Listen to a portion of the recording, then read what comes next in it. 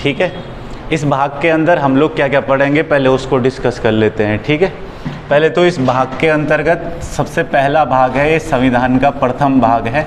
हम इसमें क्या क्या पढ़ने वाले हैं उन चीज़ों पर चर्चा कर लेते हैं।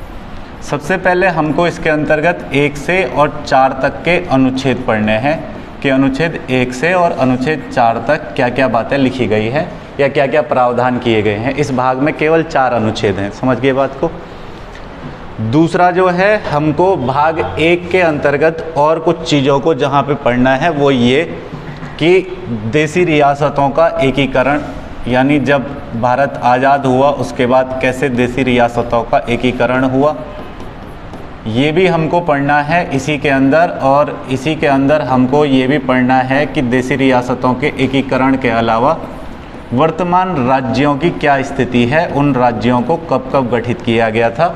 ठीक है, राज्यों का नाम कब कब बदला गया था। जैसे सबसे पहले उत्तर प्रदेश का नाम बदला गया, संयुक्त प्रांत से उत्तर प्रदेश किया गया था 1950। फिर उसके बाद 1969 में मद्रास का नाम बदला गया था और उसका नाम अलग अलग क्षेत्रों के आधार पर रखा गया था, मतलब तमिलनाडु वगैरह उसका नाम रखा गया था 1969 में। ऐसे ही उत्तराखंड हमारा राज्य का भी नाम बदला गया था। 1 जनवरी 2007 से राज्य का नाम उत्तराखंड हुआ, उससे पहले उत्तरांचल कहा जाता था। ठीक है, 2006 तक उत्तरांचल राज्य को कहा गया, 9 नवंबर 2000 से बनने से, और 2006 तक उत्तरांचल के नाम से जाना जाता रहा। नाम में परिवर्तन की शक्ति, या फिर मैंने यहाँ पर कहा कि देसी रियासतों का एकीकरण, या मैं यहाँ कह रहा हूँ कि राज्यों की वर्तमान स्थिति। राज्यों की वर्तमान स्थिति के अलावा हम कह सकते हैं कि यूटीज़ वगैरह केंद्र शासित प्रदेशों की क्या स्थिति है अभी। और आज के समय में हम देखते हैं कि राज्य 2 ही प्रकार के हमारे पास हैं, या तो एक कंप्लीट स्टेट है और या फिर एक यूनियन टेरिटरी है। परंतु 1950 में जैसे ही संविधान लागू हुआ तो संविधान में 4 प्रकार के स्टेट थे, जिन्हें ABCD करके या क ख ग घ करके मेंशन किया गया था संविधान के अंतर्गत। एक तो कंप्लीट स्टेट थे, एक प्रिंसली स्टेट थे, कमिश्नरी स्टेट थे, और एक यूटीज़ वगैरह थे। और उस समय यूटी में केवल एक क्षेत्र आता था, अंडमान एंड निकोबार। आगे चल कर के फजल अली आयोग, SK धर आयोग, JVP समिति, इन सभी समितियों के, JVP समिति और SK धर आयोग का तो एक जैसी ग्राउंड थी। लेकिन फजल अली आयोग के बाद राज्य हमारे पास जो शुरुआत में बहुत सीमित 6 राज्यों का मेंशन किया गया है, आगे चल कर के फजल अली आयोग के बाद वो राज्य 14 हो जाते हैं। फिर 1960 में बॉम्बे और गुजरात जो है वो दोनों अलग अलग हो गए, तो 15वां राज्य, फिर 16वां राज्य गुजरात, ऐसे अस्तित्व में आते रहे राज्य आगे आगे। ठीक है, 1960 के बाद से ये प्रक्रिया शुरू हुई और फजल अली आयोग की रिपोर्ट के बाद 7वां संविधान संशोधन संविधान में हुआ, राज्य पुनर्गठन अधिनियम आया। मैं पहले भी एक बार क्लास में केंद्र शासित प्रदेश और राज्यों के बारे में चर्चा कर चुका हूँ तुम्हारे ही बैच में, कि यूटीज़ कौन कौन से हैं और क्या क्या चीज़ें उसके अंदर हैं। ठीक है, भाग 1 में ये सारी चीज़ें आ जाती है। भाग 1 के संबंध में कोई विशेष विवाद नहीं है, एक विवाद को छोड़ करके, Berubari union versus union of India, एक केस को छोड़ करके ऐसा कोई विशेष विवाद इस भाग के अंतर्गत नहीं है। हालांकि सिक्किम राज्य को मिलाना संविधान के लिए थोड़ा सा नई बात थी, तो इसके लिए 2A एक अनुच्छेद हमारे संविधान में जोड़ा गया था, जिसे बाद में निरस्त कर दिया गया। आर्टिकल 2 के अंतर्गत 2A एक सब क्लॉज जोड़ा गया था। 2A का मतलब था कि सिक्किम सह राज्य की तरह भारत के साथ व्यवहार करेगा, यानी वो कोऑपरेटिव स्टेट है, कोऑपरेट कर रहा है अभी हमारे साथ, है ना। और जैसे ही उसको एक कंप्लीट स्टेट बना दिया गया तो 2A आर्टिकल का कोई विशेष महत्व बचा नहीं, इसलिए उस आर्टिकल को समाप्त कर दिया गया। इस भाग के अंदर कोई बहुत टफ चीज़ें नहीं हैं, यहाँ से संविधान समझना कोई बहुत मुश्किल नहीं है, बहुत आसान चीज़ें हैं यहाँ से। और यहाँ से लगभग हर किसी को संविधान समझ आ जाता है अगर उसने ग्राउंड अच्छे से पढ़ी है। पीछे हमने सभी चीज़ों पर ठीक से डिस्कस किया है, तो अब हम लोग सीधे इस चीज़ को शुरू करते हैं। सबसे पहले भाग 1 के अंतर्गत हम लोग अनुच्छेदों को देख ले। अनुच्छेदों के बीच में हम किसी चीज़ की चर्चा नहीं करेंगे, ठीक है ना। कौन सा राज्य कब लिया गया, ये सब चीज़ें हम बाद में देखेंगे लास्ट में। फिलहाल केवल हम लोग अनुच्छेदों की चर्चा करेंगे, डिटेल्स पूरी कवर करेंगे। इस पार्ट के अंदर से जितनी भी डिटेल हमारे पास होने वाली है उन सारी डिटेल को कवर करेंगे। बहरहाल शुरू करने से पहले एक बात समझ लीजिए कि संविधान में 395 अनुच्छेद हैं। संविधान के अंदर 22 भाग हैं। कितने भाग हैं? 22 भाग हैं। और संविधान में 12 अनुसूचियाँ हैं। तो 12 तो हमारे यहाँ हो गई शेड्यूल, 22 हो गए हमारे कॉन्स्टिट्यूशन के पार्ट, और 395 हो गए हमारे यहाँ आर्टिकल। आई बात समझ में? तो ये हमारे संविधान के अंतर्गत क्या क्या चीज़ें हैं वो पता। जैसे तुम कोई भी किताब पढ़ो तो हर किताब के अंदर कुछ ना कुछ लेसन होंगे, है ना? वही लेसन संविधान में भी है जिन्हें भाग कहते हैं। कुछ अनुसूचियां हैं, अनुसूचियों में प्रावधान किया गया है, जो प्रावधान किसी अनुच्छेद में पूर्ण रूप से निर्गत नहीं है वो अनुसूचियों में लिखा गया है। और तीसरी चीज़ मैंने यहाँ पर बताई कि भैया अनुच्छेद, अनुच्छेद का मतलब जैसे आईपीसी में धाराएं होती हैं, है ना, ऐसे ही संविधान में कुछ अनुच्छेदों को दर्शाया गया है। क्या क्या अनुच्छेद हैं? मतलब किसी भी देश की शासन व्यवस्था को चलाने वाली जो किताब होती है उसको संविधान कहते हैं। तो हर मतलब देश के शासन को चलाने के लिए तो कई प्रकार के नियम चाहिए, उन सारे नियमों को एक साथ तो नहीं लिख सकते, इसलिए पॉइंट्स में लिखा गया है और उन्हीं पॉइंट्स को हम आर्टिकल कह रहे हैं। समझ रहे हो? अब ऐसा नहीं है कि एक ही चैप्टर में सारे नियम लिख देंगे, तो इसलिए अलग अलग चैप्टर बनाए हैं। तो कितने चैप्टर हैं? 22 चैप्टर हैं। अनुसूचियों का रोल क्या है? तो अनुसूचियां कई सारी जगह पर विशेष क्षेत्रों के प्रशासन के लिए, कई सारी चीज़ों के लिए बनाई गई हैं, उपबंध किए गए हैं इसके अंतर्गत कुछ अलग से। वो संविधान पढ़ते पढ़ते समझ आ जाएगा, कोई बहुत बड़ी बात नहीं है। शुरू करें तो सबसे पहले पहला अनुच्छेद से हम लोग इस भाग के अंदर शुरू करते हैं। भाग 1 जो है उसका नाम है संघ एवं इसका राज्य क्षेत्र। संघ एवं इसका राज्य क्षेत्र, इसका राज्य क्षेत्र। आजकल आप लोगों ने एक चर्चा बहुत सुनी होगी कि भारत नाम होना चाहिए या इंडिया नाम होना चाहिए, है ना? ये चर्चा खूब सुनी होगी। तो ये चर्चा कोई बहुत बड़ी चर्चा नहीं है, ये संविधान के पहले ही आर्टिकल में है और सुप्रीम कोर्ट भी इस बात को पहले ही कह चुका है। हमारे संविधान का आर्टिकल 1 यानी अनुच्छेद 1 ये क्या कहता है? ये कहता है कि इंडिया दैट इज़ भारत, ठीक है, shall be a union of state, है ना? यानी इंडिया अर्थात इंडिया जो कि भारत है, इंडिया जो कि भारत है वह राज्यों का क्या होगा? संघ होगा। मैं कह सकता हूँ कि इंडिया अर्थात Bharat, India that is Bharat लिखा है, मतलब वैसे तो मैं सीधी बात लिख रहा हूँ। इंडिया अर्थात भारत राज्यों का संघ होगा। क्या होगा? राज्यों का संघ होगा। तो भारत जो है वो राज्यों का क्या है? संघ है, संघ होगा, ठीक है। इसके अंतर्गत बताया गया है कि जो राज्य हैं वो 3 प्रकार के होंगे। एक तो राज्यों में पहले प्रकार का राज्य बताया गया है कंप्लीट स्टेट, जैसे आज उत्तराखंड एक कंप्लीट स्टेट है, हरियाणा है, पंजाब है, राजस्थान है, ठीक है ना? ये सारे क्या है? एक कंप्लीट स्टेट है। बिहार है, मध्य प्रदेश है, छत्तीसगढ़ है, वेस्ट बंगाल है, ये सब क्या है? एक कंप्लीट स्टेट है। दूसरा इसके अंतर्गत बताया गया है यूटीज़ यानी यूनियन टेरिटरीज, जिसको संघ क्षेत्र या संघ शासित प्रदेश कहेंगे, केंद्र शासित प्रदेश जिसको हम कह देते हैं। जैसे चंडीगढ़ हो गया, जैसे दादर नागर हवेली दमन दीव हो गया, जैसे जम्मू कश्मीर हो गया, लद्दाख हो गया। आई बात समझ में? तो ये सारे कैसे क्षेत्र हैं? ये सारे क्षेत्र हैं यूटीज़। समझ रहे हो बात को? और तीसरा इसी के अंदर राज्य बताया गया है एक प्रकार का अधिग्रहित क्षेत्र कह सकते हैं। अधिग्रहित क्षेत्र का मतलब है कि जिसको कभी अधिग्रहण के द्वारा लिया गया हो। इन क्षेत्रों के बारे में आगे राज्यों की विशेष चर्चा पढ़ेंगे तो तब समझ आएगा कि ये अधिग्रहित क्षेत्र क्या है, यानी जिसे अर्जित किया गया हो ऐसा क्षेत्र, है ना? तो राज्यों के बारे में सभी को पता होगा, अभी वर्तमान में 28 राज्य हैं, है ना? 2 जून 2014 को तेलंगाना बना था आंध्र प्रदेश से अलग होकर के। तो तेलंगाना राज्य बना था, लेकिन तेलंगाना बनते ही भारत में 29 राज्यों की संख्या हो गई थी। फिर 5 अगस्त 2019 को विधेयक आया, जम्मू कश्मीर पुनर्गठन विधेयक। फिर 2 एक्स्ट्रा यूटी बन गए, पहले 7 यूटी थे, तब 9 यूटी हो गए। 2020 में फिर से विधेयक आया कि दादरा नगर हवेली और दमन दीव इन सबको मिला के 1 यूटी बनाया जाए। तो अभी यूटीज़ की संख्या कितनी है? 8 है, ठीक है ना? 28 राज्य हैं और 8 केंद्र शासित प्रदेश हमारे पास वर्तमान में हैं, जो संविधान के अनुच्छेद 1 के अंतर्गत इनके नाम मेंशन नहीं किए गए हैं, केवल बताया गया है कि 28 राज्य और 8 केंद्र शासित। ये संविधान के अनुच्छेद 1 में नहीं लिखा जाता है, इसमें केवल ये बताया गया है कि राज्यों के प्रकार कौन कौन से हैं, है ना? जैसे राज्यों के प्रकार में एक तो स्टेट होगा, एक यूटी होगा और एक कौन से होंगे? अधिग्रहित क्षेत्र। तो अनुच्छेद 1 क्या कह रहा है? इंडिया अर्थात भारत क्या है? राज्यों का संघ है। यहाँ पर थोड़ा सा बात को समझना, कक्षा 10वीं की किताब आप लोग उठाओगे तो उसमें आपको दो बातें देखने को मिलेगी। एक तो उस किताब में बहुत अच्छे तरीके से मेंशन किया होगा परिसंघवाद को।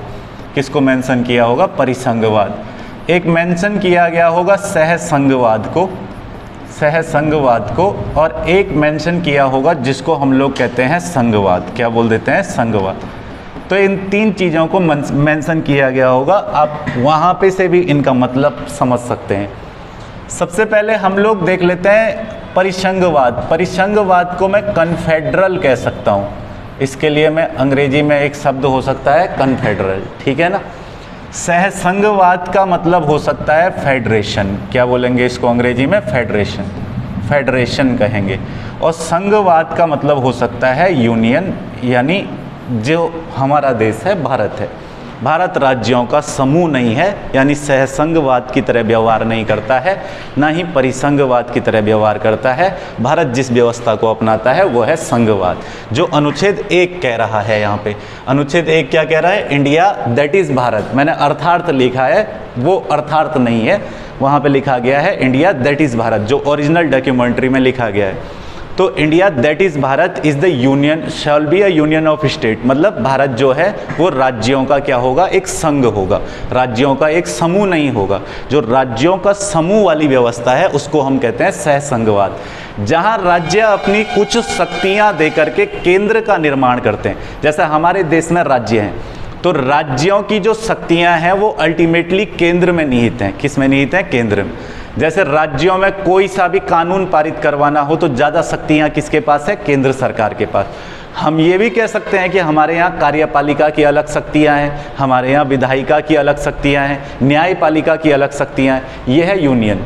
यूनियन या संघवाद का सीधा मतलब इतना समझ लीजिए कि जिस देश से उसका राज्य चाह करके भी अलग नहीं हो सकता उसको कहते हैं संघवाद। यानी भारत का कोई भी राज्य हमसे चाह करके भी अलग नहीं हो सकता। 1953 में दक्षिण में एक विवाद हुआ था, उस पर भी चर्चा करेंगे, जो आंध्र प्रदेश को लेकर के था।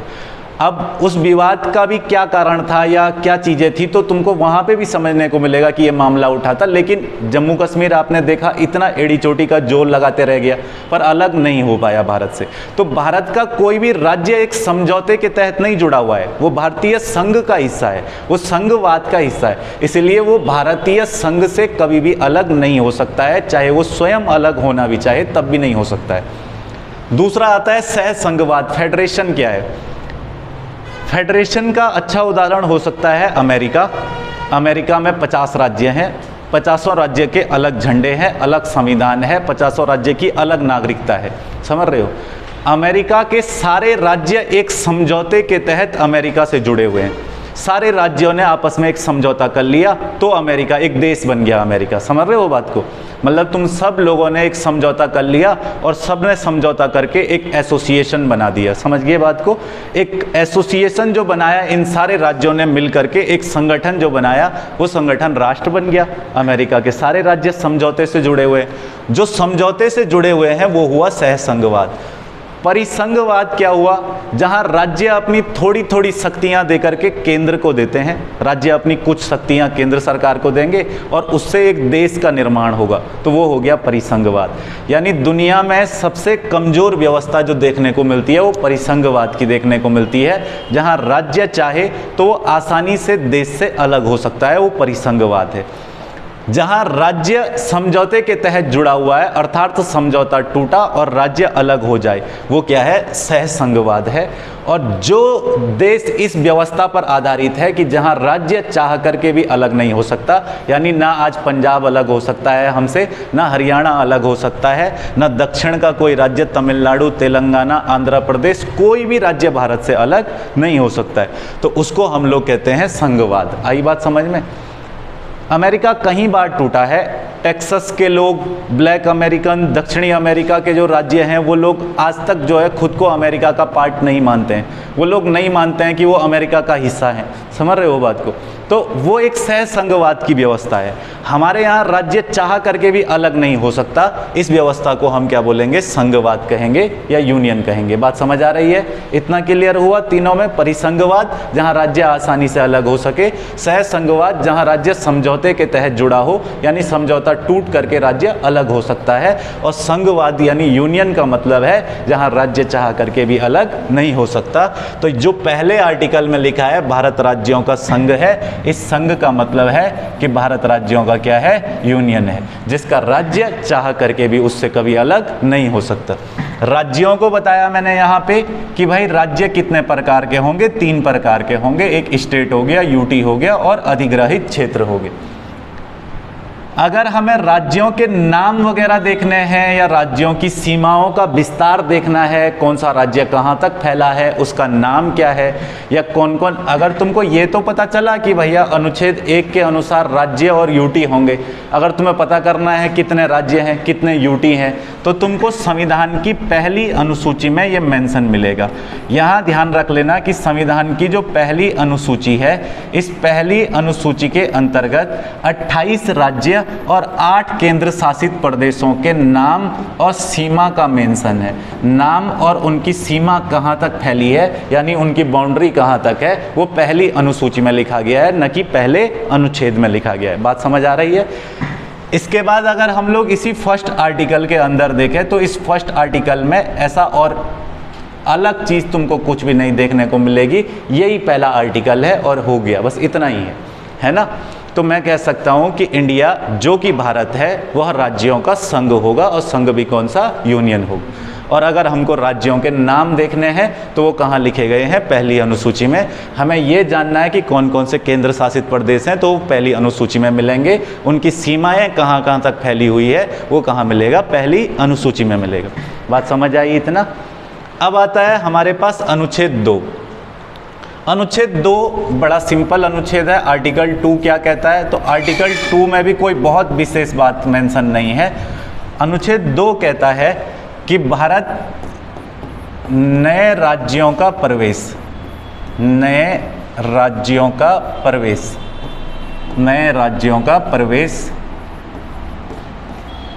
एवं राज्यों का पुनर्गठन कर सकता है, राज्यों का पुनर्गठन कर सकता है। तो नए राज्यों का प्रवेश का तो अच्छा उदाहरण सिक्किम होगा, है ना। 34वां संविधान संशोधन 1974 सिक्किम सह राज्य बना। 35वां संविधान संशोधन, ये दोनों संविधान संशोधन सिक्किम से ही संबंधित है, 34वां और 35वां। 34वें के तहत सिक्किम हमारे साथ एक कोऑपरेटिव स्टेट की तरह आया, सह राज्य की तरह आया 74 में। और 16 मई 1975 को सिक्किम भारतीय संघ का 22वां राज्य बना। 16 मई 1975 को सिक्किम 22वां राज्य बना। तो इसका मतलब ये है कि भारत में नए राज्यों का प्रवेश हो सकता है, यानी नए राज्यों को भारत में शामिल किया जा सकता है। दूसरा ये क्या कह रहा है कि राज्यों का पुनर्गठन भी किया जा सकता है।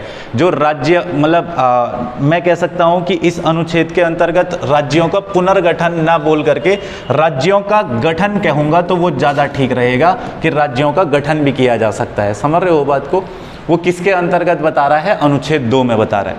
यानी हम किसी नए क्षेत्र को भी मिला सकते हैं और नए राज्यों का भी क्या कर सकते हैं, गठन भी कर सकते हैं। नए राज्यों के गठन का प्रावधान अनुच्छेद 2 में है, समझ रहे हो। पुनर्गठन अनुच्छेद 3 में है। तो पुनर्गठन न लिख करके हम यहाँ पे क्या लिखेंगे, गठन लिखेंगे। किसी नए राज्य को मिलाना वो भी किस में दिया गया है, अनुच्छेद 2 में। इसके लिए क्या जरूरी होता है, तो इसके लिए कुछ बहुत विशेष जरूरी नहीं है। इसके लिए जरूरी एक चीज होती है, वो ये होती है कि राष्ट्रपति महोदय को इस संबंध में पूर्व सूचना दे दी जाती है। यानी राष्ट्रपति की अनुमति इसमें विधेयक पास होने के बाद नहीं ली जाती है। समझ रहे हो बात को?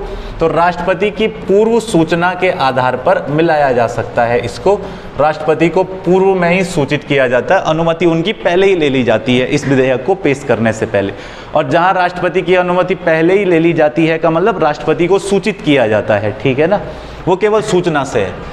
अनुच्छेद 3 हमारे संविधान का 2 और उसके बाद आता है अपने पास एक आर्टिकल, आर्टिकल 3। अनुच्छेद 3, अनुच्छेद 3 क्या कह रहा है? अनुच्छेद 3 कह रहा है कि वर्तमान राज्य जो है, वर्तमान राज्य, इनके नाम, क्षेत्र, सीमा में परिवर्तन किया जा सकता है। वर्तमान राज्यों के नाम, क्षेत्र, सीमा में क्या किया जा सकता है, परिवर्तन किया जा सकता है। क्या ऐसा किया है आज तक या नहीं किया है? किया जा सकता है, किया है, ऐसा किया है ना। बिहार से तोड़ करके छत्तीसगढ़ बना है ना, तो अलग अलग राज्यों से टूट करके अलग अलग राज्य बने हैं। उत्तर प्रदेश से टूट करके उत्तराखंड बना है ना, आंध्र से टूट के तेलंगाना बना है। तो क्या हुआ है कि वर्तमान राज्यों के नाम, क्षेत्र, सीमा में परिवर्तन करके जो है वो नए राज्यों का गठन किया जा सकता है। यानी मैं ये कह सकता हूँ कि राज्यों का पुनर्गठन जो है वो करने की शक्ति संसद के पास है। किसके पास है? संसद के पास। संसद एक सामान्य विधेयक से राज्यों का पुनर्गठन कर सकती है। कौन कर सकती है? संसद। इस मामले में भी, अनुच्छेद 3 के मामले में भी राष्ट्रपति महोदय की पूर्व अनुमति ले ली जाती है। यानी इसमें भी राष्ट्रपति महोदय को पूर्व में ही सूचित किया जाता है। ठीक है भाई, क्या ले ली जाती है? पूर्व अनुमति ले ली जाती है। बात समझ आई इतना? तो अनुच्छेद 1 में क्या है? भारत राज्यों का संघ होगा। अनुच्छेद 2 क्या कह रहा है? भारत में नए राज्यों का प्रवेश हो सकता है, नए राज्यों का गठन किया जा सकता है। अनुच्छेद 3 क्या कह रहा है? अनुच्छेद 3 कह रहा है वर्तमान राज्य का नाम, क्षेत्र, सीमा में परिवर्तन किया जा सकता है, जैसा कि बहुत बार किया भी है, आगे पढ़ेंगे। समझ रहे हो बात को? राज्यों का पुनर्गठन की शक्ति किसके पास होती है? संसद के पास होती है। यानी संसद एक सामान्य विधेयक से भी राज्यों का पुनर्गठन कर सकती है, जैसा कि 7वां संविधान संशोधन अधिनियम 1956 के माध्यम से राज्यों का पुनर्गठन किया गया। आई बात समझ में? राष्ट्रपति जो है उनकी इस मामले में भी क्या ले ली जाती है? पूर्व अनुमति ले ली जाती है। चौथी बात हमारे पास जो आर्टिकल 4 इस भाग का अंतिम अनुच्छेद आता है, अनुच्छेद 4। अनुच्छेद 4 क्या कहता है? अनुच्छेद 4 एक बड़ी साधारण बात कह रहा है कि अनुच्छेद 2 और अनुच्छेद 3 इन दोनों के दोनों अनुच्छेदों को 368 से बाहर रखा गया है। किससे बाहर रखा गया है? 368। हमारे संविधान में एक भाग है भाग 20। भाग 20 में एक ही आर्टिकल है, आर्टिकल 368। ठीक है, 22 भाग बताए ना मैंने। जैसे इस भाग में 4 आर्टिकल है, वैसी भाग 20 में एक ही आर्टिकल है, वो है 368, जिसमें दिया गया है संविधान में संशोधन करने की शक्ति। पिछली क्लासों में हम इस अनुच्छेद को काफ़ी पढ़ चुके हैं, है ना। संविधान में संशोधन करने की संसद की शक्ति है। तो 4 अनुच्छेद क्या कह रहा है? 2 या 3 के तहत जब भी कोई कार्यवाही होगी तो उसके लिए संविधान में संशोधन करने की आवश्यकता नहीं है। जैसे अनुच्छेद 2 में क्या था? अनुच्छेद 2 में था कि नए राज्यों का प्रवेश किया जा सकता है। इसके अलावा क्या किया जा सकता है? नए राज्यों का गठन किया जा सकता है। अनुच्छेद 3 में क्या था? वर्तमान राज्यों के नाम, क्षेत्र, सीमा में परिवर्तन किए जा सकते हैं। तो अनुच्छेद 4 कह रहा है कि अनुच्छेद 2, अनुच्छेद 3 इन दोनों के तहत कोई भी कार्यवाही करनी हो तो उसके लिए संविधान संशोधन की आवश्यकता नहीं है। संविधान संशोधन की आवश्यकता नहीं है का मतलब ये संसद में विशेष बहुमत से पारित नहीं करवाने पड़ेंगे। विशेष बहुमत का मतलब मैंने तुमको बताया था कि लगभग अगर मैं लोकसभा की बात करूं तो इसे 2/3 बहुमत से संसद के प्रत्येक सदन में पारित अलग अलग करवाना होता है। इसके लिए संयुक्त अधिवेशन भी नहीं हो सकता, जो हमने पहले भी पढ़ा है। ठीक है ना। तो 2/3 बहुमत का मतलब हुआ लगभग 66%। और 66% कितना हो जाएगा? लोकसभा में सदस्य संख्या 545, तो 66% में मान के चलता हूँ लगभग 331 के आसपास, है ना।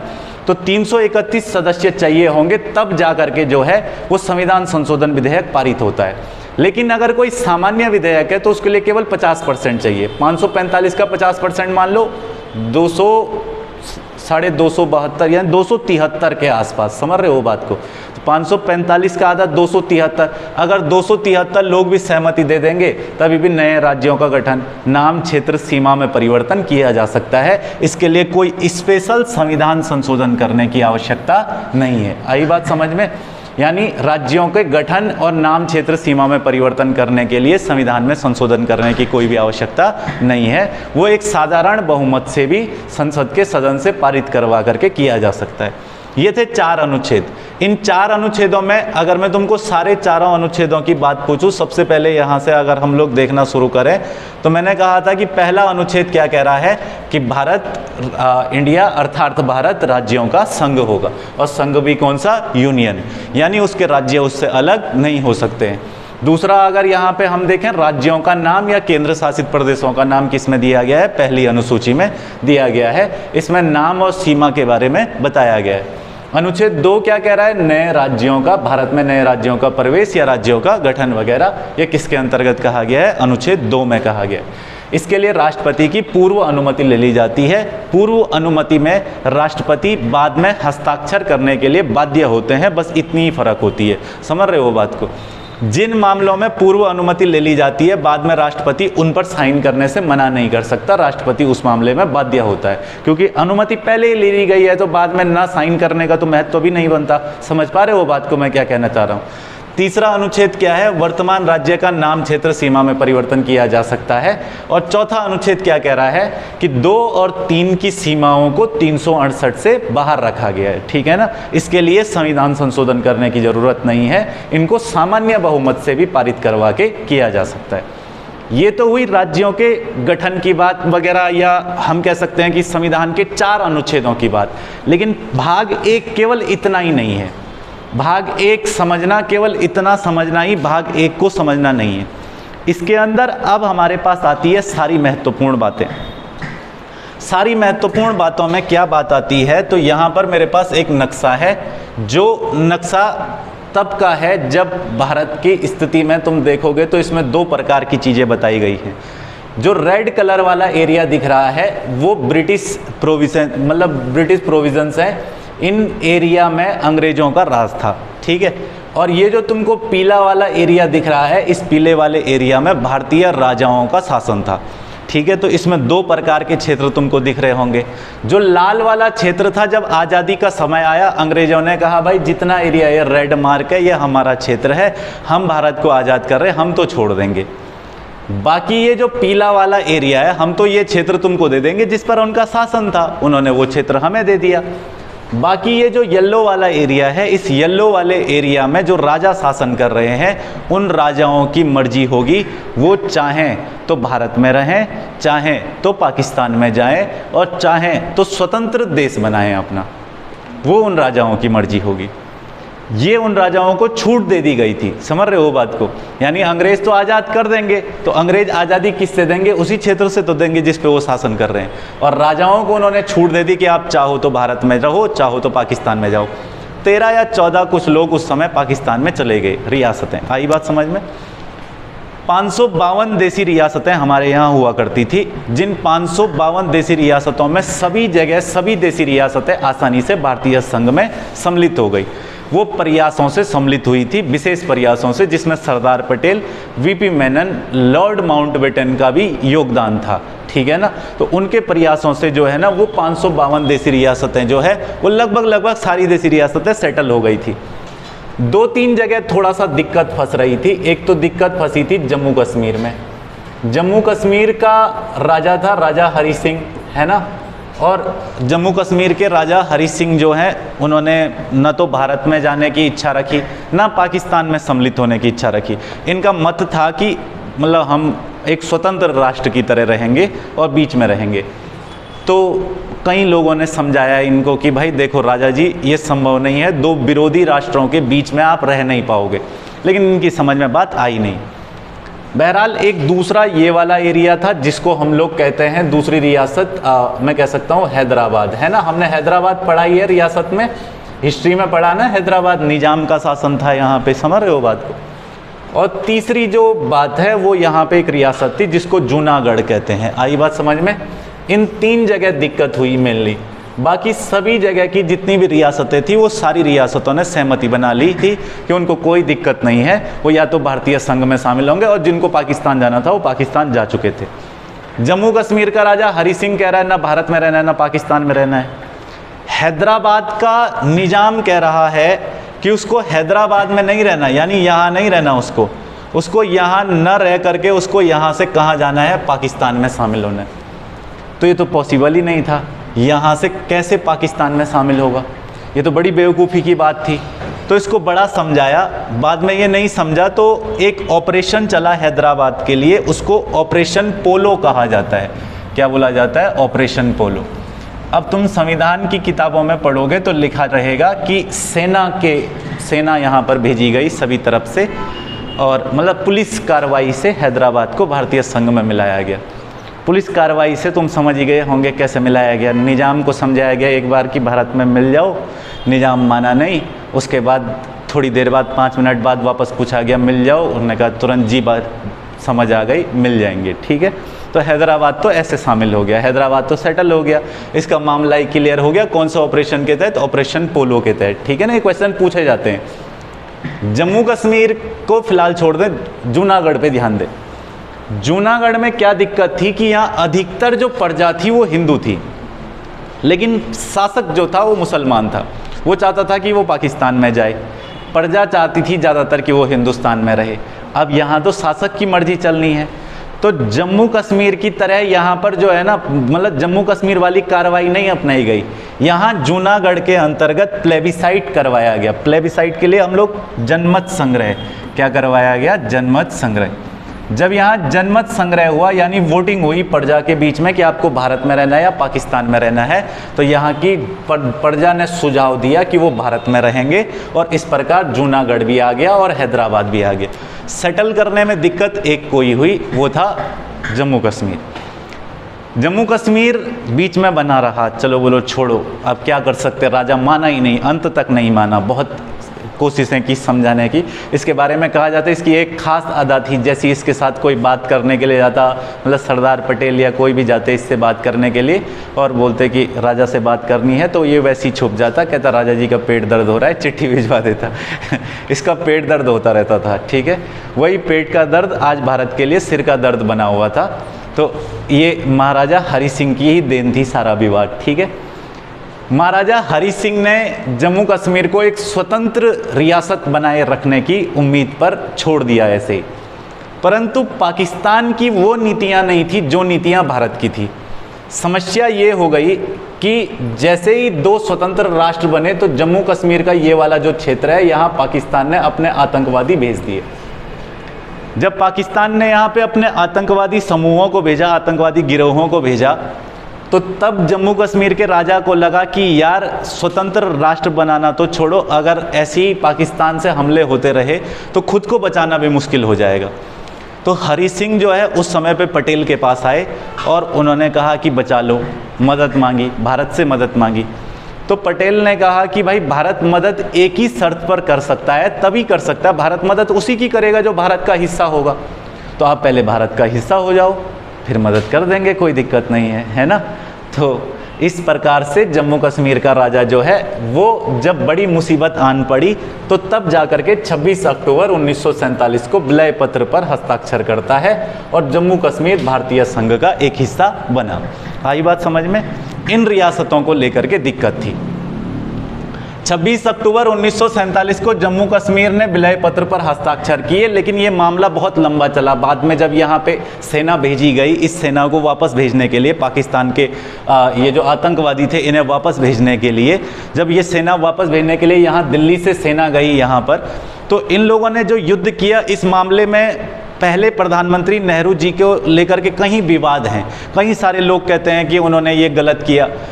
उनसे थोड़ा सा इस मामले में गलती ये हुई कि वो इस मामले को लेकर के यूएन में चले गए और यूएन ने कहा कि दोनों देश अभी जिस जगह पर हैं उसी को ही एक टेम्परेरी बाउंड्री मान लिया जाए। तो अभी दोनों देश यहाँ पे थे तो इसको मान लिया गया एक टेम्परेरी बाउंड्री। समझ रहे हो बात को? और इसके इधर वाला जो जम्मू कश्मीर का एरिया है उसको आज हम लोग पीओके कहते हैं, पाकिस्तान ऑक्यूपाइड कश्मीर। वो कहते हैं पाकिस्तान आज़ाद कश्मीर, हम कहते हैं पाकिस्तान ऑक्यूपाइड। वो अलग धुन में जी रहे हैं, उन्हें छोड़ो, है ना। तो उनका मानना है कि पाकिस्तान ने जिस कश्मीर को आज़ाद करा दिया ये वो वाला हिस्सा है, और हम लोग कहते हैं कि ये वो कश्मीर है जिस पर पाकिस्तान ने कब्जा कर लिया था 1947 में।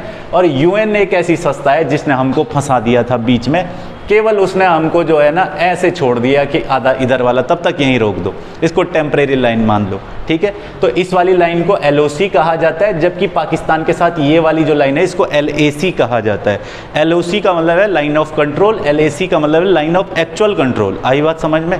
तो दोनों में फ़र्क है। यहाँ पे ये 370-35A को हटते वक्त की जो घटना है उसमें पढ़ेंगे ठीक से, ठीक है ना।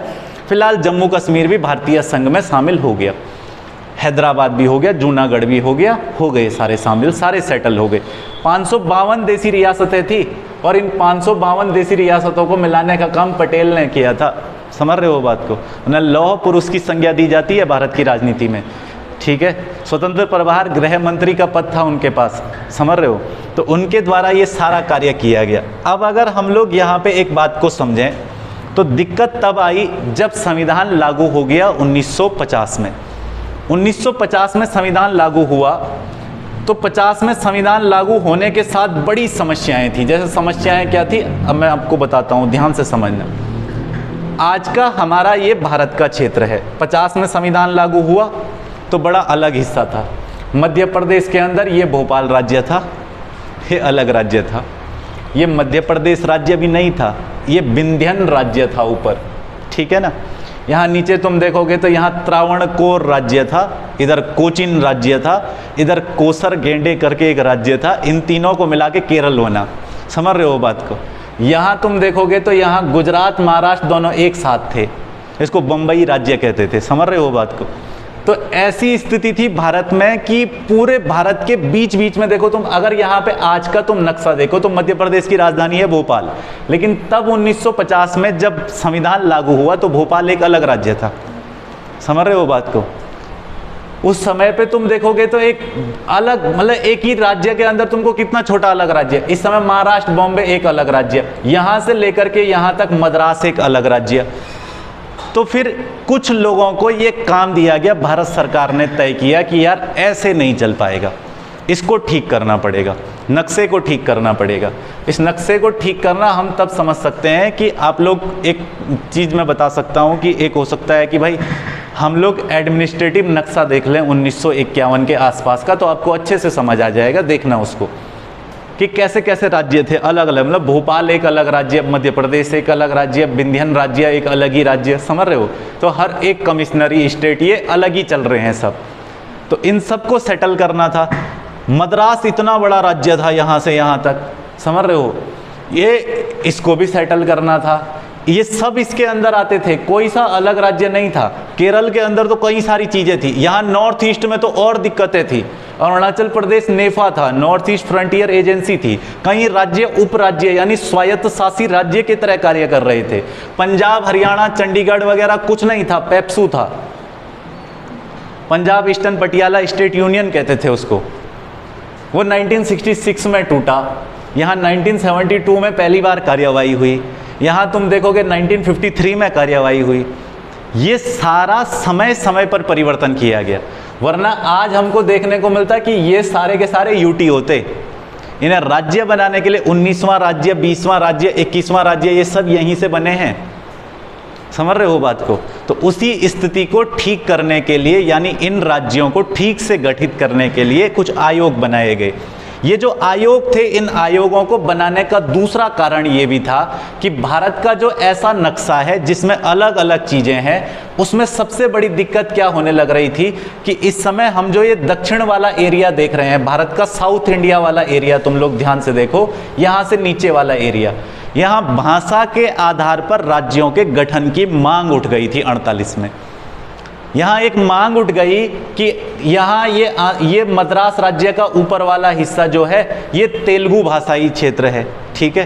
तो हमको जो है ना तेलुगु भाषा वालों को अलग राज्य बना करके दो। इन्होंने मांग उठा दी। तेलुगु भाषा वाले अलग राज्य बनाना चाहते हैं, क्योंकि नीचे कौन सी भाषा के लोग रहते हैं? तमिल भाषा के लोग। तेलुगु भाषाई तमिल भाषाओं में बड़ा अंतर है, इन दोनों में बिल्कुल नहीं बनती है। अब ये चाहते हैं कि तेलुगु भाषा वालों के लिए अलग राज्य हो। पंजाब में एक नेता थे, अकाली दल के, तारा सिंह नाम था उनका, शायद अगर मेरे को ठीक याद आ रहा हो तो तारा सिंह नाम था, मेरे को मिस्टेक भी हो सकती है कुछ। तारा सिंह के नेतृत्व में अकाली दल ने एक मांग चली कि सिख गृह राज्य बनाया जाए, पंजाबियों का अलग राज्य। यहाँ मांग चल रही है किसी और राज्य को कि गुजरातियों का अलग राज्य बनाओ, गुजरात, ठीक है ना, कन्नड़ भाषाई अलग राज्य बनाओ, समझ रहे हो बात को? तो अब भाषा के आधार पर राज्यों की मांग भारत में बड़ी तीव्र होती जा रही थी। इसके लिए कुछ कमेटियां बनी समय समय पर। जैसे सबसे पहले जो आयोग बना, उस आयोग को हम कहते हैं एस.के. धर आयोग। एस.के. धर इलाहाबाद हाई कोर्ट के चीफ जस्टिस थे। इनकी अध्यक्षता में एक आयोग बना, भारत सरकार ने एक आयोग बनाया। इस आयोग से बड़ा कुछ समझना है तुमको। आयोग जून 1948 में बना था, एस.के. धर आयोग। और इस आयोग ने अपनी रिपोर्ट दिसंबर 1948 में सौंपी थी। कब सौंपी थी? दिसंबर 1948। एसके धर आयोग ने सबसे पहले इस बात को स्पष्ट किया कि प्रशासन के आधार पर राज्यों का गठन होना चाहिए, न कि भाषा के आधार पर होना चाहिए।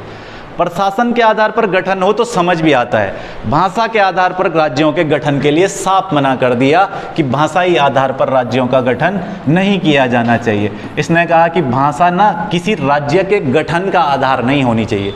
यानी जैसे तेलुगु लोग कह रहे हैं कि हमको अलग राज्य दे दो आंध्र प्रदेश, तो इसने कहा मना कर दो भैया, नहीं दे सकते, भाषा के आधार पर बनाएंगे राज्य। समझ रहे हो बात को? तो एसके धर आयोग ने इनकार कर दिया अपनी रिपोर्ट में दिसंबर 1948 में। फिर जवाहरलाल नेहरू, वल्लभ भाई पटेल और पट्टाभी सीतारामैया, इन तीनों लोगों की एक कमेटी बनी जिसको जेवीपी समिति कहते हैं। इसके तुरंत बाद बनी। इस समिति का भी मुख्य कार्य यही था कि ये इस बात पर विचार करे कि जो दक्षिण भारत में आंदोलन चल रहा है कि राज्यों का गठन भाषा के आधार पर हो, क्या होना चाहिए या नहीं होना चाहिए। इस समिति के सदस्य, ध्यान रख लेना, इस समिति में कोई अध्यक्ष वध्यक्ष नहीं था, ये कोई आयोग नहीं था, समिति थी, कमेटी थी। समझ रहे हो बात को?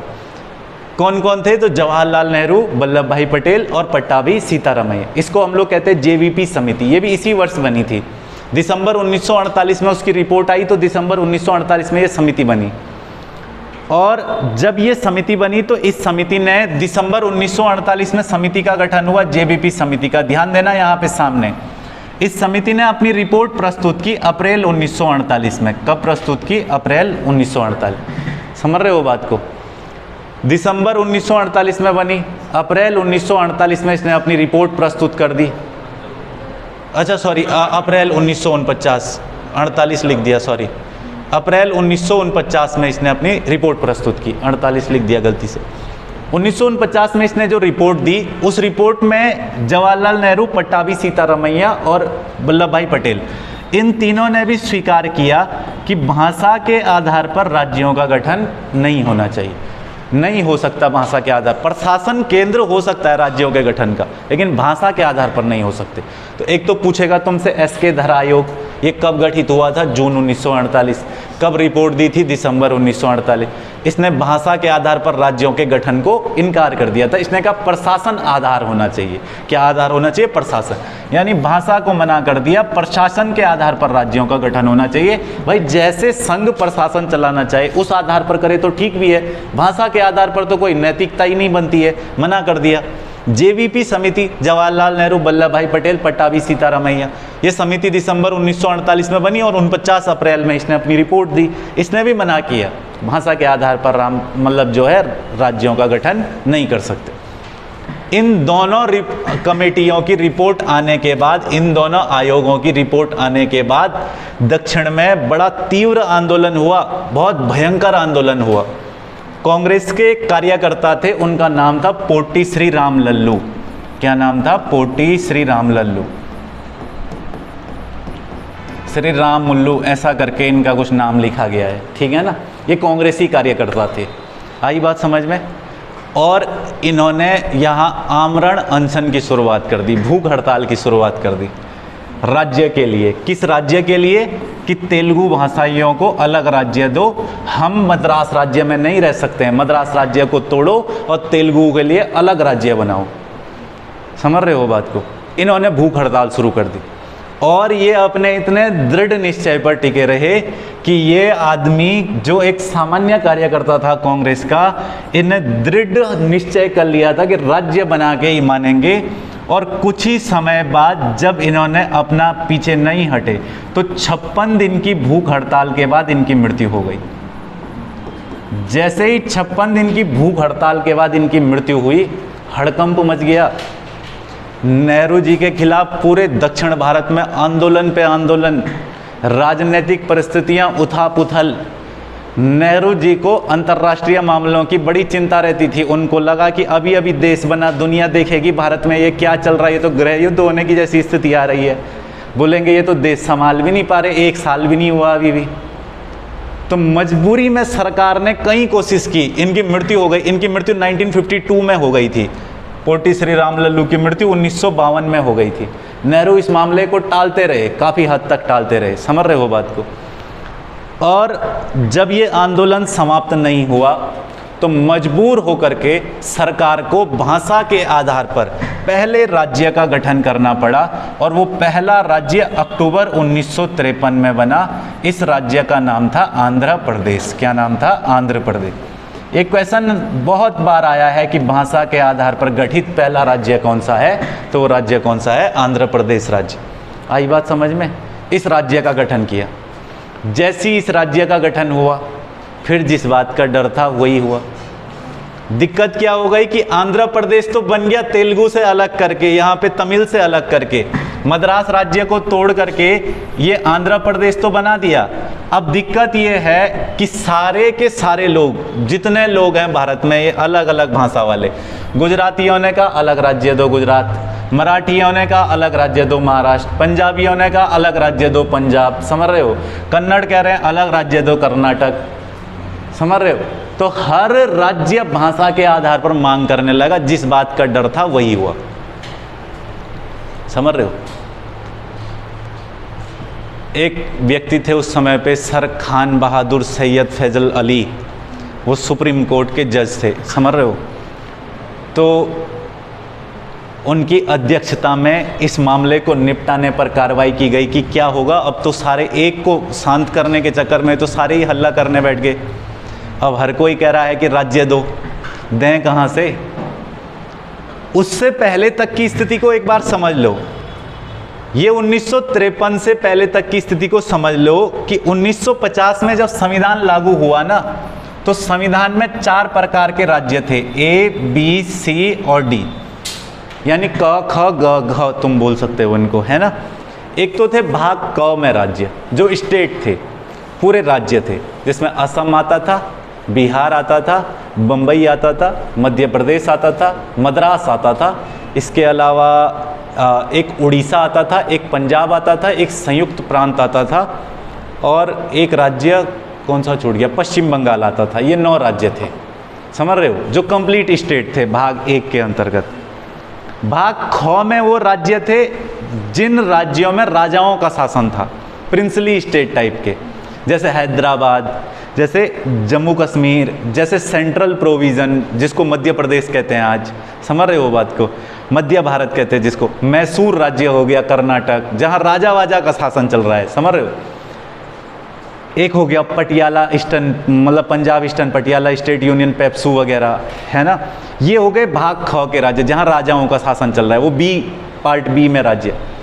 एक राज्य थे पार्ट सी में, जिसको कमिश्नरी स्टेट का है, जैसे अजमेर हो गया, केवल अजमेर शहर, वो कमिश्नर, अंग्रेजों ने शहर चाहिए था, उन्होंने कमिश्नरी स्टेट बना दिया उसको। फिर भोपाल था, बिलासपुर था, ऐसे एक क्षेत्र थे कुंच बिहार कर का, बिहार में एक क्षेत्र, वो भी कमिश्नरी स्टेट था।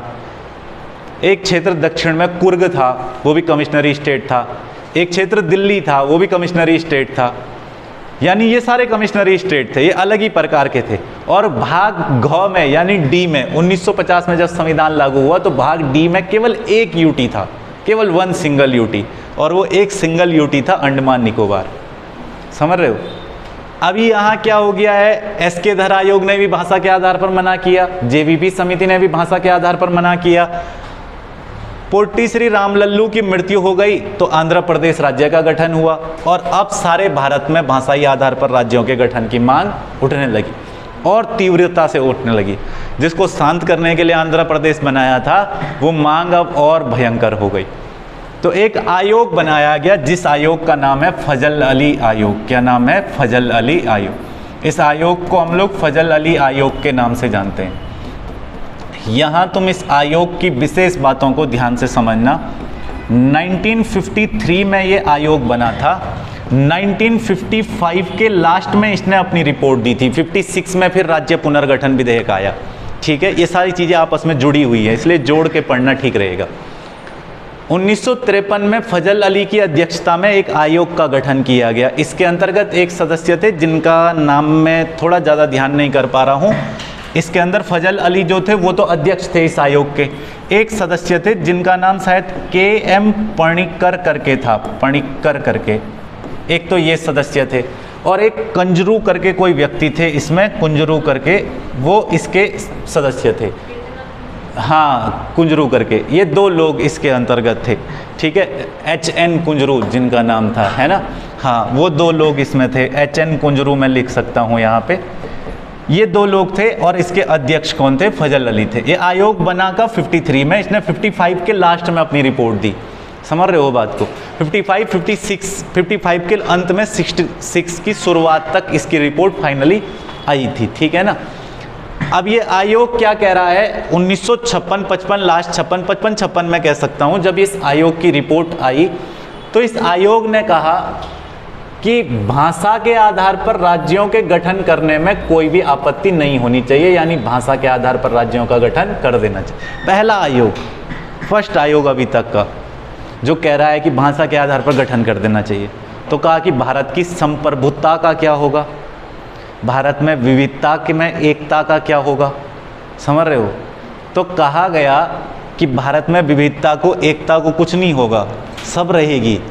बस एक बात ध्यान रखना कि एक राज्य एक भाषा का सिद्धांत नहीं मानेंगे। कौन सा सिद्धांत नहीं मानेंगे? एक राज्य एक भाषा। यानी हम ये तो कह रहे हैं कि भाषा के आधार पर राज्य बना दो, पर ये बिल्कुल नहीं कह रहे कि केवल जो है उसी भाषा को बोलने वाले लोग उस राज्य में रहेंगे। ऐसा बिल्कुल नहीं होगा। तुम भाषा के आधार पर बनाओ, गुजराती बोलने वालों का बनाओ गुजरात, लेकिन गुजरात में केवल गुजराती बोलने वाला रहेगा, ऐसा नहीं हो सकता। रह वहाँ कोई भी सकता है, ठीक है ना।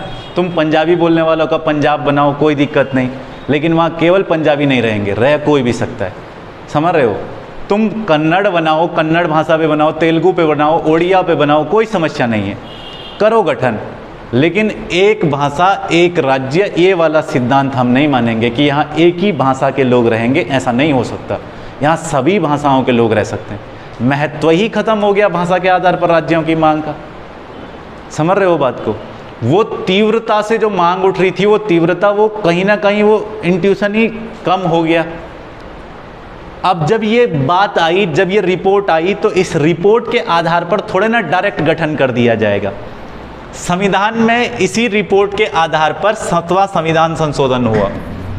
7वां संविधान संशोधन किया गया 1956 में, संविधान संशोधन 1956 में, 1956, और इसको हम लोग कहते हैं राज्य पुनर्गठन अधिनियम। क्या बोल देते हैं? राज्य पुनर्गठन अधिनियम। ये अधिनियम लाया गया। 7वां संविधान संशोधन अधिनियम 1 नवंबर 1956 से प्रभावी हुआ, और इसलिए आप लोग देखोगे कि मैक्सिमम हमारे यहाँ जो राज्य वगैरह हैं, जो यूटी वगैरह हैं, वो 1956 में बने। जैसे ही राज्य पुनर्गठन अधिनियम आया तो 2 पार्ट तो डायरेक्ट डिलीट हो गए। जो 4 प्रकार के राज्य 50 में थे ना, एक प्रिंसली स्टेट और एक कमिश्नरी स्टेट, तो प्रिंसली स्टेट कमिश्नरी स्टेट का कॉन्सेप्ट ही डिलीट, समझ रहे हो बात को। यानी बी और सी डिलीट, ए और डी, 2 ही प्रकार की चीज़ें बची, 2 ही प्रकार के राज्य बचे, एक कंप्लीट फुल स्टेट और डी के अंतर्गत यूनियन टेरिटरी, समझ रहे हो बात को। अब यहाँ पर जैसे ही ये राज्य पुनर्गठन अधिनियम आया, भाषाई आधार पर राज्यों के गठन को स्वीकृति मिली, तो इसके बाद भाषाई आधार पर राज्यों की संख्या हो गई 14। कितनी संख्या हो गई? 14।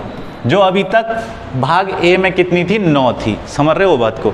अब वो राज्यों की संख्या कितनी हो गई है? 14। यहाँ पे मैंने बताया था ना तुमको कि क्या क्या चीज़ें थी 1950 में। ए के अंतर्गत क्या कौन कौन सी चीज़ें थी? जब ए बना तो इसमें कंप्लीट स्टेट थे, इसमें वो एरिया थे जिन एरिया के अंदर प्रिंसली स्टेट में कह सकता हूँ इसके अंतर्गत थे, और इसके अंतर्गत सी में कौन से स्टेट थे? कमिश्नरी स्टेट थे, जहाँ कमिश्नर वगैरह का शासन वगैरह हुआ करता था, और डी के अंदर क्या थे? यूटीज थे। तो अभी प्रिंसली स्टेट कमिश्नरी स्टेट गए 56 में, 2 ही बचा, एक फुल स्टेट और एक यूटी। ये 2 प्रकार की चीज़ें बचेंगी बोला, और इन 2 प्रकार की चीज़ों को बचाने के लिए संविधान में हुआ 7वां संविधान संशोधन अधिनियम लाया गया, जो 1956 में लाया गया, 1 नवंबर 1956 से प्रभावी हुआ। अब समझना बात को ध्यान से, जब 1 नवंबर 1956 को लाया गया तो सबसे पहले कोचिन राज्य, त्रावणकोर, अलग अलग राज्य हुआ करते थे। कोचिन अलग राज्य था, त्रावणकोर अलग राज्य था, और एक राज्य था मद्रास का जिसका नाम कसरगोडे था। कोचिन, त्रावणकोर, कसरगोडे, इन तीनों को मिला दिया, बना दिया केरल। मद्रास का कसरगोडे ले लिया, ठीक है, कोचिन राज्य पूरा उठा लिया, त्रावणकोर पूरा उठा लिया और बना दिया केरल इसके गठन होने के बाद। और क्या क्या हुआ इसके गठन होने के बाद? केरल अस्तित्व में आ गया। इस अधिनियम के बाद से हैदराबाद जो राज्य था उसे आंध्र प्रदेश में मिला दिया गया, हैदराबाद अलग राज्य नहीं रहा। इस अधिनियम के बाद से और क्या क्या चीज़ें हुई, क्योंकि आंध्र प्रदेश की स्थापना तो हो ही गई थी, और मध्य भारत में मैंने तुमको बताया एक सेंट्रल प्रोविज़न था जिसको हम लोग आज मध्य प्रदेश कहते हैं। तो वो मध्य प्रदेश जानते हो कैसे कैसे बना है? वो मध्य प्रदेश बना है, एक तो मिलाया गया भोपाल राज्य को, एक मिला दिया गया विंध्यन राज्य हुआ करता था उसको मिला दिया पूरा, और विंध्यन राज्य को इन सबको मिला करके मध्य भारतीय राज्य, विंध्यन राज्य, भारतीय राज्य, इन तीनों को मिला दिया गया भोपाल राज्य, और इन तीनों को मिला करके बना मध्य प्रदेश। समझ रहे हो बात को? मध्य प्रदेश बनने के बाद और क्या क्या हुआ? सौराष्ट्र, कच्छ, इन सब राज्यों से जो बॉम्बे राज्य था, इस बॉम्बे राज्य को बना दिया गया। 1960 के अंदर से अब चीज़ें निकलना शुरू हुई। 1960 में, 1960 में पहली बार, अभी तक कितने राज्य हो गए थे हमारे पास? 14 राज्य हो गए थे, है ना, जो मैंने बताया भाषा के आधार कितने राज्य हो गए थे? राज्य पुनर्गठन के बाद 14 हो गए थे, जो अलग अलग भाषाई राज्य बनाए गए थे। 1960 में महाराष्ट्र और गुजरात, इन दोनों को अलग अलग किया गया। महाराष्ट्र से गुजरात को अलग किया गया, ये ध्यान रखना। कब किया गया ये? 1960। ये द्विभाषी राज्य था, महाराष्ट्र में मराठी बोली जाती थी, गुजरात में गुजराती बोली जाती थी, तो गुजराती बोलने वालों का अलग राज्य बनाया गया 1960 में। 17वां राज्य, 15वां राज्य गुजरात अस्तित्व में आया। कितनवां राज्य? 15वां, 17वां नहीं, 15वां राज्य अस्तित्व में आया। वो राज्य कौन सा था? गुजरात। फिर दादर, नागर हवेली, ये सारे वो एरिया थे जो भारत के संविधान लागू होने के बाद भी अधिकार में बने रहे पुर्तगालियों के। समझ रहे हो?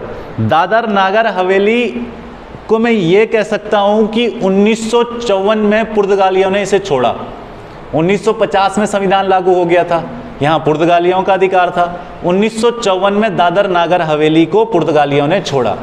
1954 से 1961 तक ये ऐसे ही चलता रहा, अधिग्रहित क्षेत्र के समान, क्योंकि अधिग्रहित क्षेत्र का प्रावधान किया तो अधिग्रहित क्षेत्र की तरह चलता रहा। 1961 के अंतर्गत इसको चेंज किया गया, और 61 में हमारे संविधान में एक संशोधन हुआ, 10वां संविधान संशोधन, 10th कॉन्स्टिट्यूशनल अमेंडमेंट एक्ट, ये आया 1961 में। इस समय जब 10वां संविधान संशोधन अधिनियम आया तो दादर नागर हवेली को यूटी बना दिया गया 1961 में। समझ पा रहे हो बात को? 1960 में मैंने कहा यहाँ से महाराष्ट्र से अलग होकर के बना गुजरात, और गुजरात कितनावां राज्य हो गया? 15वां राज्य हो। अभी यूटी में एक और यूटी शामिल हो गया, दादर और नागर हवेली। अभी तो यूटी कौन सा था? केवल एक था ना, लेकिन अगर उसके बाद पुनर्गठन अधिनियम जब आया था तब अंडमान निकोबार भी यूटी था, दिल्ली यूटी था, हिमाचल प्रदेश पहले यूटी हुआ करता था, लक्काद्वीप, मिनिकॉय, अमीन दीवी, ये सब यूटी थे, मणिपुर यूटी था, त्रिपुरा यूटी था, ये अपने पास 6 यूटी थे। तो 7वां यूटी बना इस प्रकार से दादर और नागर हवेली, मैं कह सकता हूँ, ठीक है ना। दादर नागर हवेली के बाद गोवा, दमन दीव। अच्छा, गोवा पर किसका अधिकार था? पुर्तगालियों का अधिकार था। और कब तक रहा? 1961 तक रहा। 1961 में पुलिस की कार्रवाई की गई और तब गोवा से पुर्तगालियों को भगाया गया। पुलिस की कार्रवाई का मतलब समझ जाओ, ठीक है। तो पुलिस की कार्रवाई करने के बाद गोवा को करवाया गया स्वतंत्र, और गोवा के लिए हमारे संविधान में एक संशोधन हुआ है, 12वां संविधान संशोधन, 12th कॉन्स्टिट्यूशनल अमेंडमेंट एक्ट 1962। इसके द्वारा जो है गोवा भारतीय संघ में एक कंप्लीट स्टेट बना। और कब बना? 1962। यानी मैं कह सकता हूं कि भैया मतलब 1962 में इसको संशोधन करके, 12वां संशोधन करके गोवा को तब कंप्लीट स्टेट ना कह करके मैं ये कहूँगा कि इसको यूटी बनाया गया था, जिसे 1987 में कंप्लीट स्टेट बना दिया गया। कब बना दिया गया था? 1987। समझ रहे हो बात को? पहले इसको शुरुआत में यूटी बनाया गया, केंद्र शासित प्रदेश बनाया। अच्छा, इधर दिख नहीं रहा है तो यहाँ लिख देते हैं, ठीक है ना। 10वां संविधान संशोधन 1961 के द्वारा, याद रहेगा ना क्या क्या बताया था। 1961 में किसके लिए हुआ था 10वां संविधान संशोधन? दादरा और नागर हवेली, ठीक है ना, इसके लिए 10वां संविधान संशोधन हुआ, इसको यूटी बनाने के लिए। 12वें संविधान संशोधन द्वारा गोवा को 62 में यूटी बना दिया गया, 1987 में इसको पूर्ण राज्य का दर्जा दे दिया गया था, ठीक है ना। फिर 2020 का प्रावधान तुमको पता ही है, दादरा नागर हवेली दमन दीव इन सबको मिला करके यूटी बना रखा है। एक क्षेत्र था पुडुचेरी। पुडुचेरी पर मैं तुमसे पूछता हूँ किसका अधिकार था? फ्रांसीसियों का अधिकार था, और फ्रांसीसियों ने 1954 में भारत को सुपुर्द कर दिया था। उनको समझ आ गया था कि अब जो है यहाँ ज़्यादा लंबे समय तक नहीं चलने वाला। 1962 में इसको अधिग्रहित क्षेत्र बनाया गया। 1962 तक मतलब ये अधिग्रहित क्षेत्र रहा। फिर हमारे संविधान में एक संशोधन हुआ, 14वां संविधान संशोधन, और 14वां संविधान संशोधन 1962 के द्वारा जो पुडुचेरी वाला क्षेत्र है वो भी यूटी बना। 1963 में एक बहुत मजे की बात हुई, 1963 में, ये बहुत काम की चीज़ है तुम्हारे लिए। पुडुचेरी कब आ गया? पुडुचेरी आया 1962 में, ठीक है ना। 62 में कौन सा क्षेत्र आ गया? पुडुचेरी। कौन से संविधान संशोधन द्वारा? 14वां। ये कॉन्स्टिट्यूशनल अमेंडमेंट एक्ट बहुत ज़्यादा याद रखने नहीं है तुमको, पर तुम्हारे नॉलेज के लिए बता दे रहा हूँ, ठीक है ना। 14वां संविधान संशोधन द्वारा कौन सा आ गया? पुडुचेरी आ गया। और पुडुचेरी आने के बाद 1963 में हमारे यहाँ एक बड़ा महत्वपूर्ण बात हुई कि 1963 में पहली बार 7 सिस्टर स्टेट में कुछ हुआ। 7 सिस्टर स्टेट बोले तो नॉर्थ ईस्ट के जो राज्य हैं, उसमें राज्य है नागालैंड। नागालैंड के लिए एक अजब सी बात है हमारे यहाँ। नागालैंड में नागा पहाड़ियों को, असम के बाहरी क्षेत्र को, और एक हिस्सा था जो बहुत अच्छे से याद नहीं आ रहा, त्वेमसांग करके नाम था। इन तीनों को मिला करके 1963 में बन गया नागालैंड। समझ रहे हो बात को? नागालैंड को हमारे संविधान में 16वें राज्य का दर्जा प्राप्त है। कितनेवें राज्य का दर्जा प्राप्त है? 16वां। और वो 63 में हमारे यहाँ पे 16वां राज्य बना। अब आती है सबसे मेन बात, वो आती है 1966 में। 1966 में एक आयोग बनाया गया, शाह आयोग। कौन सा आयोग बनाया गया? शाह आयोग। शाह आयोग बनाया गया। ये जो शाह आयोग था, इसने पेप्सू का मतलब क्या होगा? क्या बोलेंगे इसको? Punjab east Patiala state union, याद रहेगा। और इसके अंदर कौन कौन थे? इसके अंदर बहुत सारे थे। इसके अंदर एक तो था हिमाचल प्रदेश, इसके अंदर था हरियाणा। कौन सा था? हरियाणा। मतलब मैं HR लिख देता हूँ केवल, है ना, हरियाणा। और इसके अंतर्गत और था कौन सा? चंडीगढ़, ठीक है। ये सारे क्षेत्र इसके अंतर्गत आते थे। तो क्या हुआ कि हिमाचल प्रदेश को तो पहाड़ी भाषा का अलग क्षेत्र बना दिया। किस आयोग ने तोड़ा? शाह आयोग। शाह आयोग के माध्यम से हिमाचल प्रदेश पहाड़ी भाषा का अलग राज्य बन गया सबसे पहले 66 में। समझ रहे हो? हिमाचल प्रदेश अलग राज्य बना। हिमाचल प्रदेश भारतीय संघ का 18वां राज्य है, ठीक है। 17वां राज्य हरियाणा है। समझ रहे हो? हरियाणा, हिमाचल प्रदेश 18वां है, 17वां राज्य हरियाणा है, जो हिंदी भाषा के आधार पर बना था। बचा कौन सा? चंडीगढ़। चंडीगढ़ बचा। एक राज्य कौन सा? पंजाब। समझ रहे हो बात को? चंडीगढ़ को बना दिया गया यूटी। क्या बना दिया गया? यूटी। और पंजाब जो है, पंजाब में मांग उठने लगी थी, वही मैं तुमको बता रहा था ना अभी, अकाली दल के नेता तारा सिंह के नेतृत्व में मांग उठने लगी सिख गृह राज्य की। और इस सिख गृह राज्य को पूरा मांग को किया गया और पंजाबी भाषा वालों के लिए बनाया गया पंजाब। कौन सा राज्य बना दिया गया? पंजाब। यानी 66 में जो शाह आयोग बना था, उस शाह आयोग ने देखो क्या क्या तोड़ा। शाह आयोग ने सबसे पहले यहाँ पे पहाड़ी भाषा के क्षेत्र के लिए कौन सा बना? हिमाचल प्रदेश। ये भारतीय संघ का 18वां है, 17वां कौन सा? हरियाणा है। मैंने थोड़ा ऊपर नीचे लिख दिया, बाकी तुम सेटल कर लेना, ठीक है ना। चंडीगढ़ को बनाया गया यूटी और पंजाबी भाषा वालों का हो गया पंजाब। ये सब कब बने हैं? 1966 में बने। बात समझ आई? इतना मैं जहाँ तक तुम्हारे पास बात कर रहा हूँ, यहाँ तक कि कौन सा राज्य कब बना, किस राज्य के लिए क्या मांग उठाई गई, क्या क्या चीज़ें थी, क्या क्या नई चीज़ें थी, ये सब तुमको समझ लेना है इसमें। समझ रहे हो? अब इसके बाद मणिपुर, मेघालय, त्रिपुरा, इन सब राज्यों के लिए 72 में मांग उठने लगी। मणिपुर, मेघालय, त्रिपुरा में एक अलग ही स्थिति थी। वो वाला क्षेत्र जाना जाता था नेफा के नाम से। किस नाम से जाना जाता था? नेफा। नेफा को कहते थे, मतलब बेसिकली मैं कह सकता हूँ कि मेघालय और अरुणाचल वाला क्षेत्र, इसको बोलते थे नॉर्थ ईस्ट फ्रंटियर एजेंसी। ठीक है, ये नॉर्थ ईस्ट फ्रंटियर, जैसे पेप्सू था ना, ये नेफा था, वहाँ के कुछ राज्यों का समूह। 72 के अंतर्गत मणिपुर हमारे पास 19वां राज्य बना, त्रिपुरा हमारे पास 20वां राज्य बना और मेघालय भारतीय संघ का 21वां राज्य बना। ठीक है, बचे अपने पास ये सबके सब किस संविधान संशोधन से हो रहा है? ये 22वां संविधान संशोधन अधिनियम 1969 के माध्यम से हो रहा है। और ध्यान रखना, इस समय पे देश की प्रधानमंत्री इंदिरा गांधी है। समझ पा रहे हो बात को, है ना?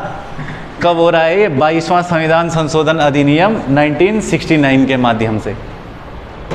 और ये सारी चीज़ें मिलने के बाद अब बारी आती है सिक्किम की। किसकी बारी आती है? सिक्किम। सिक्किम भारतीय संघ का कितनावां राज्य हुआ? 22वां राज्य। 22वां राज्य सिक्किम में। सिक्किम को मिलाने के लिए 2 संविधान संशोधन हुए। कौन कौन से 2 संविधान संशोधन हुए? 35वां संविधान संशोधन और 36वां। 35 कब हुआ था? 1974। और 36 कब हुआ था? 1975। ठीक है ना? ये जो 36वां संविधान संशोधन है, इसके तहत सिक्किम आ गया 16 मई 1975 को भारत में। 35वां संविधान संशोधन जो हुआ था ना 74 में, वो सिक्किम को शहर राज्य बनाया गया था। क्या बनाया गया था? शहर राज्य। और इसके लिए एक आर्टिकल जोड़ा गया था 2A। बाद में सिक्किम पूर्ण राज्य बन गया 75 में, तो इस आर्टिकल की जरूरत पड़ी नहीं। ये क्या हो गया? निरस्त हो गया। बात समझ आई इतना? सिक्किम कितनावां राज्य हो गया? 22वां राज्य। 35वां संविधान संशोधन और 36वां संविधान संशोधन। क्लियर है इतना? फिर आएगा अपने पास मिजोरम, अरुणाचल और गोवा। 87 में गोवा बना, जैसा मैंने तुमको बताया ही। ठीक है ना?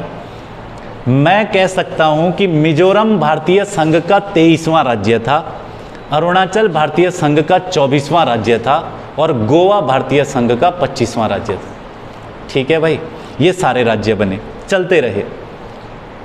ऐसा ही चलते चलते छत्तीसगढ़, उत्तराखंड और झारखंड बने।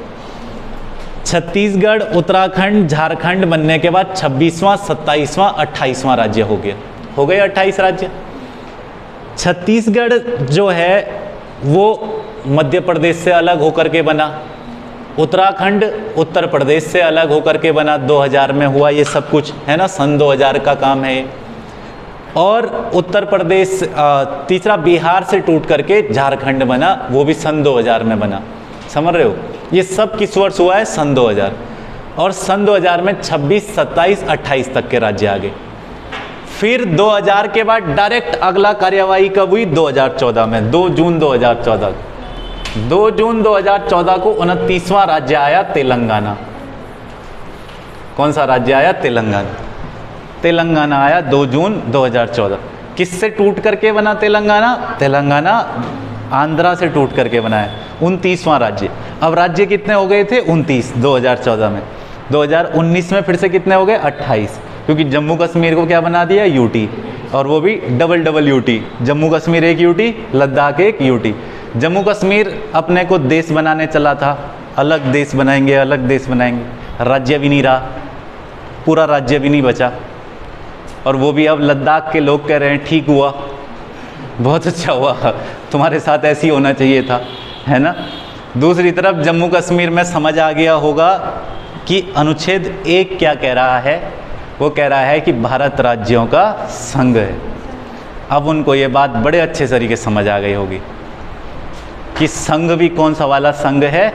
यूनियन वाला संघ है। सह संघ नहीं है, फेडरेशन नहीं है, संघ है। और वो संघ कौन सा है? यूनियन। आई बात समझ में? इस सारे टॉपिक के बाद ये हो जाता है हमारे पास भाग 1 क्लियर। उम्मीद है इतनी बात समझ आई होगी। समझ आई? पक्की बात है? कोई समस्या, कोई दिक्कत परेशानी रहेगी तो एक बार रिवाइज कर लेना। ऐसा कुछ नहीं है बहुत मुश्किल जो ना आए। ठीक है? भाग 1 के बाद आता है भाग 2, जिस भाग का नाम है नागरिकता। क्या नाम है? नागरिकता। और नागरिकता तुमको कैसे मिली है ये कल पता चलेगा, ठीक है। चलो आज के लिए इतना ही।